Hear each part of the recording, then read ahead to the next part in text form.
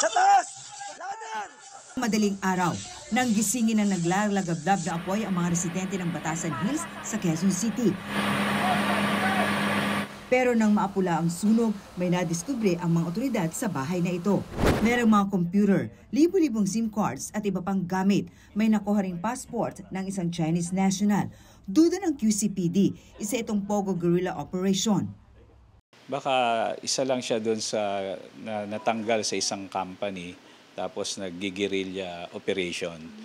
Or yes, or may grupo rin pero hindi naman po naka-base dito. Doon po tayo nag-evaluate ngayon at nakikipag-coordinate sa Bureau of Immigration and makikipag-coordinate din po tayo sa PAOK.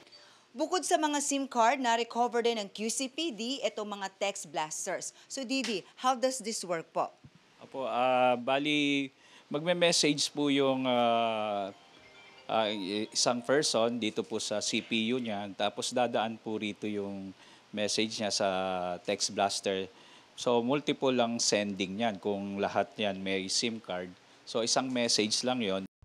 May nakuha rin daw ang QCPD na notebook na naglalaman ng tila script sa scamming. Pinaghahanap na ng QCPD ang nasabing Chinese national na maharap sa iba't ibang reklamo, kabilang na ang misuse of device.